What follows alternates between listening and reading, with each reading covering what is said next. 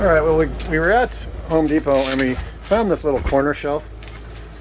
And we were kind of hoping that because she got all the awesome shelving and I didn't get awesome shelving in the bedroom, that maybe we could put a corner shelf up. We're not sure. So turn the light under there.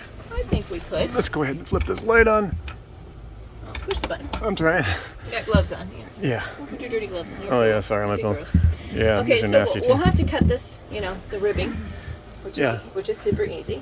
You kind of have to decide, do you want it up? You got a plug in right here, so you know. Yeah, higher, a little bit higher. Leave room for books. Well, you know, here this is a 12-inch one, and we could put the 12-inch one here, and then we could go back to the 9-inch one right there.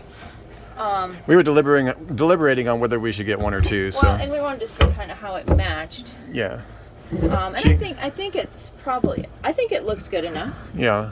Don't you? My wife cares a lot about matching things, and I have no sense of style at all. I'm just happy to have a shelf. He'd put a purple shelf on. I would, you know. Okay, that's good. So we'll let you guys know how that goes. It's just an option for shelving. I'm not really sure how we're going to put it in.